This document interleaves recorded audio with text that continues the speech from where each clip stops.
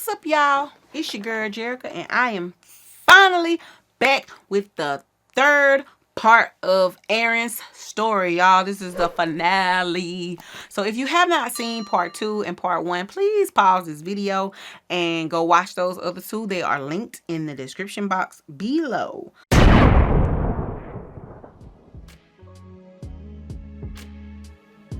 So yeah, this is part 3.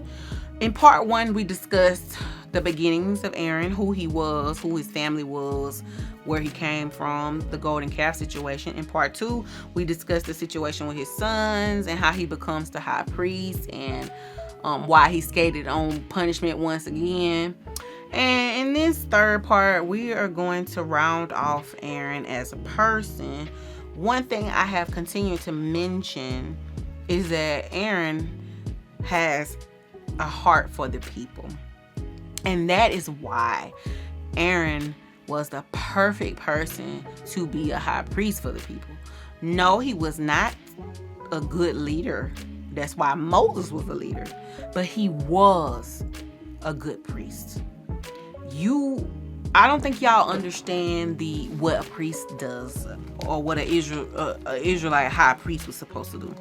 Because now, we don't have to have a person as a high priest, because Jesus operates as our sacrifice and our high priest. When he died on that cross, he became our sacrifice. And then Jesus intercedes to God for us on our behalf. So Jesus operates as your sacrifice and your high priest. So back in the day, Aaron was essentially Jesus for everyone. And you got to have a heart in order to intercede for people, in order to take these people's burdens and worries and prayers to God. You have to have a heart, because if you don't, you would not care. You wouldn't care about what they got going on. You wouldn't care about the things that they're going through. You would not care. You wouldn't take that to God because you wouldn't care. But he cared. And we're going to really get into that in this part. So there was an incident in Numbers chapter 16. I have done a video on this. I will leave a link to that video in the description box. I have done a few videos on Moses and his crew. I will leave the link to all those videos in the description box. Y'all can go check them out. So in number 16, we meet Korah, Dathan, and Abiram, and a guy named On.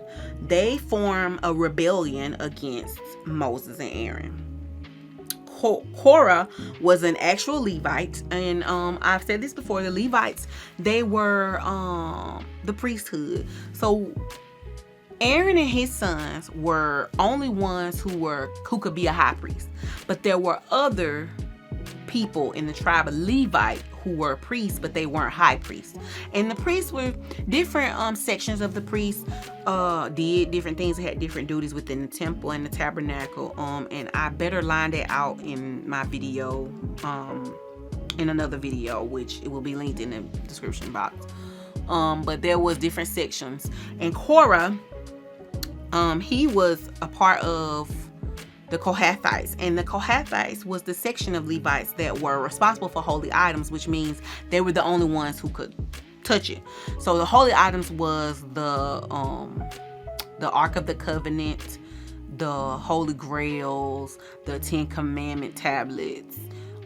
There was a jar of manna, and there were other things that they could touch that other people couldn't touch, because if other people touched it, they died. So the Kohathites, which Korah was a part of, was responsible for that. But only Aaron and his sons and his descendants could be high priests. And then Dathan, On, and Abiram, they was a part of the tribe of Reuben, I believe. But they all had questioned the authority of Moses, and they questioned the legitimacy of Aaron being the high priest. So when this happened, Moses put the situation in God's hand, and God showed up, and he was about to kill everybody. And when God showed up to kill everybody, Aaron and Moses both fall on their knees, on their face, and they pray and intercede for these people. Mind you, these are the same people that were trying to kill Moses and Aaron. This rebellion, they was trying to get rid of them. They were going to kill them. It was basically like a riot. And instead of Aaron and Moses stepping out of the way and saying, Lord, destroy them, when God came down to get rid of these people, Aaron and Moses fell on their faces and they said, Lord, don't kill them. Forgive them, Lord. They don't know what they're doing. They interceded for them. I'm going to tell y'all something. I think I'm a good person, but I don't think I'm that good of a person. I'm being honest. Somebody's trying to come up against me to kill me, and God say, I'm finna take care. I'm gonna handle your life way. You know what I'm gonna do? I'm gonna let God's will be done. I'm gonna let him go and do what he got to do. I ain't finna step in and stop him from doing nothing, because clearly this is what God wants. But Aaron and Moses, they had heart. Aaron specifically, because Moses ain't the high priest. So the person that really have to intercede for them is Aaron, because Moses and throughout this whole instance in Numbers, because they come for him more than once. They come for Moses and Aaron more than once. Throughout this whole time, Moses was like, hey, Aaron, you need to intercede for these people. And Aaron would just fall on his face and he would intercede for them. Because he could have easily said, no, they're trying to kill us. No. But every time, y'all, Aaron fell on his face and he fell in prayer and he fell in reverence and he fell down on his face to pray for their forgiveness, offer up sacrifice on their behalf. He, like I said, he was being Jesus. Because you know what it means to intercede? That means you take on the sins of somebody else. That's what the sacrifice was. That animal had to die because it was taking on sins of people. And Aaron had to offer that to God. You know how big of a heart you got to have to do that? That's why Jesus is so amazing. He did that for all of us before we was even formed in our mother's womb. That's what made Aaron so important. That's why that's why I say Aaron had an amazing heart. He had a big heart. Because I would have let them folks die. I'm just being honest. You trying to kill me? And I ain't done nothing. I have done nothing to you. They ain't done nothing to these people. I've done nothing to you. And you attacking me and trying to kill me because you think I think I'm better than you? And instead of letting God kill these people, Aaron fall on his face asking God for forgiveness. That's beautiful. That's beautiful. All the crap that Aaron did in this Bible, y'all, he done did a lot from the golden calf situation up to now. But one thing has remained true from the beginning of his story in Exodus 4 up until Numbers, up until we end his story in Deuteronomy. Aaron showcased that he had perfect heart posture and he loved humanity. Because I don't like y'all that much. I'm just saying. But anyway, God spared some people because of Aaron and Moses interceding for them. But God does issue judgment on the leaders of the rebellion, which was Korah, Dathan, Abiram, and On. So God, he gets rid of them because they were the leaders of the rebellion. But all the people that was following them, God, he relishes mercy on them because of Aaron and Moses interceding for them.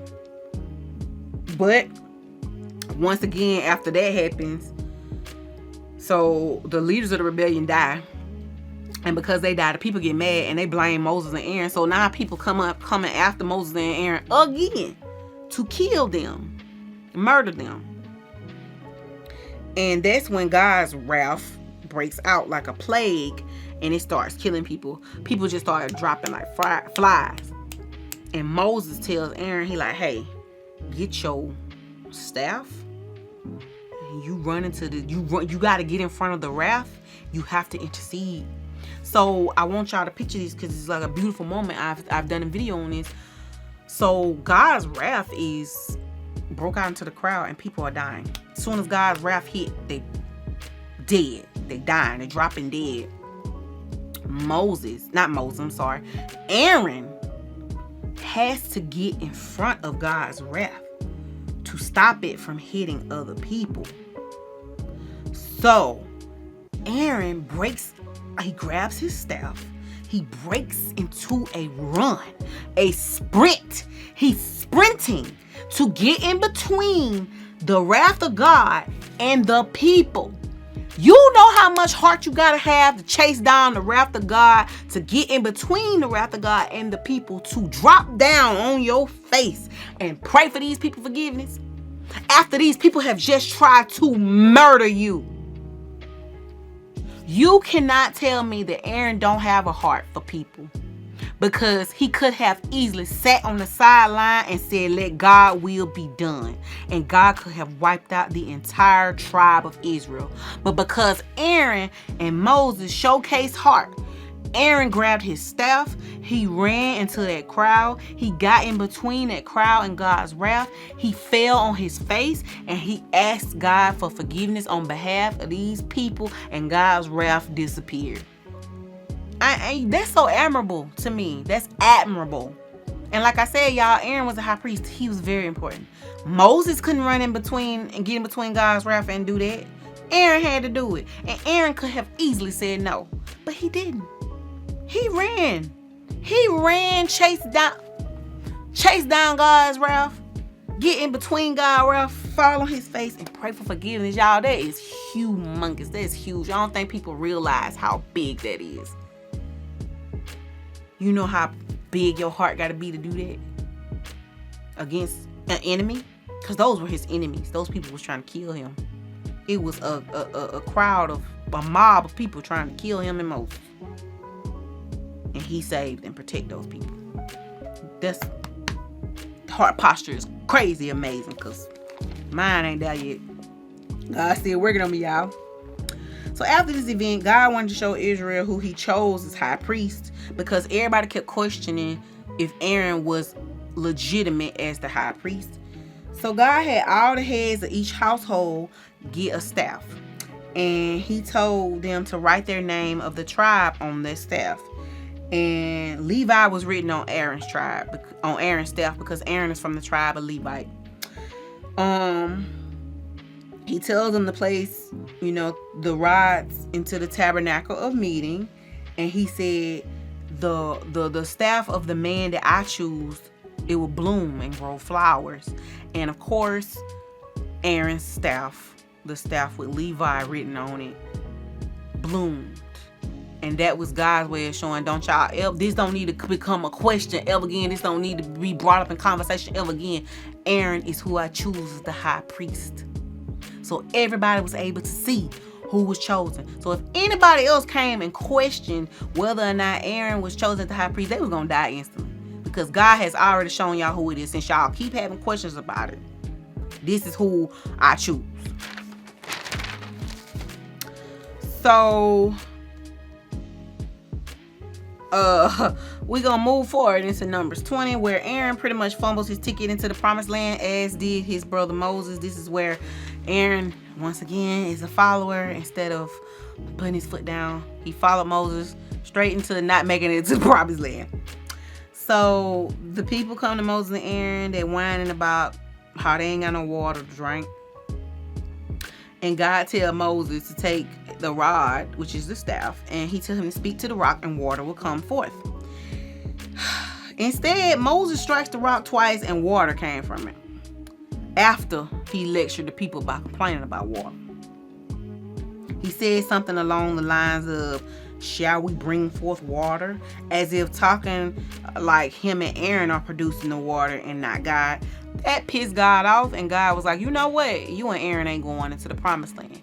Now, some will ask, why Aaron is finally getting punished? Because think about this, up to now, Aaron ain't been punished for nothing. Really, I guess. He didn't really get a pass in the golden calf situation, because Moses did grind that golden calf up and made Aaron and the people drink it. But I mean, I guess you could say God didn't really punish Aaron much up until this point. So the reason that Aaron gets in trouble as well as Moses is because you're a high priest, and Aaron should have said, no, Moses, that's not what God said. God said, speak to the rock. He didn't say hit it. Aaron, like he did in the Miriam situation, he just stood back and he just let it happen. He just let Moses do what he do. Instead of putting his foot down and being the man of God that he is and saying, nah, that ain't what God say to do, and I ain't rocking with that. He just went along with whatever Moses did. And because he went along with that, because he remained quiet, he was not allowed to go into the promised land either. That says a lot about us as people. If God is telling you to speak up about something, speak up. Don't remain quiet, because you don't want to lose your ticket into the promised land. So Moses and Aaron didn't get to make it into the new Israel that God had promised them because they were disobedient, and God said y'all did not hallow me, which means that they didn't take him serious. They did not regard him as holy, and because of that he said y'all ain't going to this land that I promised to give y'all.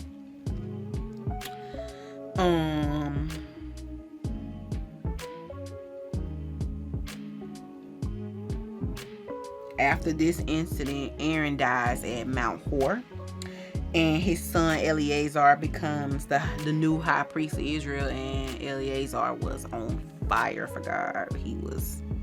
Eleazar was that dude. But he becomes the high priest. And after Eleazar becomes high priest, his son Phineas becomes high priest, who was also on fire for God. Phineas was really about that God life.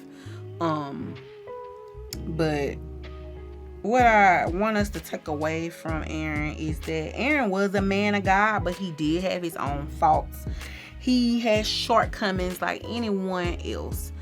But one thing remained true after reading about Aaron from Exodus all the way up to Deuteronomy. Aaron had a heart for people. He had a heart for God's people. And one thing that God always been trying to nail into my head is love. I will say that Aaron had true love for God's people, and he would do anything for those people, sometimes at the detriment for himself, but he loved God's people. And that's what made him the perfect high priest, because he loved God's people. Yeah, he was a bit of a jellyback, a softie, a little follower, but he had real, genuine love for God's people, because if he didn't, he wouldn't have been able to intercede for people that were trying to kill him. For all intents and purposes, Aaron was a pretty decent person. And like I said, he had his shortcomings like we all do. But I feel like his heart for God and his people was his most admirable trait. But you do not have to take my word for it. If you want to learn about Aaron yourself, we first meet Aaron in the book of Exodus chapter 4, and he is last seen in the book of Deuteronomy. So if you want to read about Aaron yourself, you go ahead and do that. If there are some things that I missed that you want to talk about Aaron, please feel free to message me or talk about it in the comments. I have no problem commenting and conversing with people about Bible. But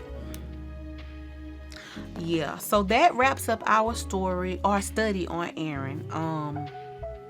If you haven't seen part 2 and part 1, they are linked in the description box below, as well as other videos that I have done on Moses and Aaron and Miriam and their family. There are about 3 or 4 of them. They're all linked in the description box as well. Please go check those videos out. If you like this type of video where I talk about one person as opposed to doing a story in the Bible, let me know and I'll do more of these. And you can just leave a request of who you would like a video on. If you want a video on Moses' sister Miriam, I'll do a video on her. If you want a video on anybody else in the Bible, Daniel, David, or anyone like that, just leave a comment and I will look at it. It'll take me a while to get to it because y'all, this Aaron video was like 2 years in the work. I had said I was going to do a video on him like 2 years ago. So, but hey, like I said, this stuff takes time. It takes studying, and I don't want to mislead anybody. So I try to spend a lot of time studying. But thank y'all for watching this video. If you like this video, please like, comment, and subscribe. Please share this video with your family and your friends. I thank everybody for watching. Y'all, once we reach 1,000 followers, I will do a live Bible study with y'all. And so, you know, make sure you share the video and stuff and tell everybody to come follow Ghetto Bible Tales. But anyway, I'll catch y'all next time. So until next time, this has been your girl Jerica. This has been Ghetto Bible Tales, and I'm out. It's been a good day. Can't see the sun for the clouds, just know it's alright now.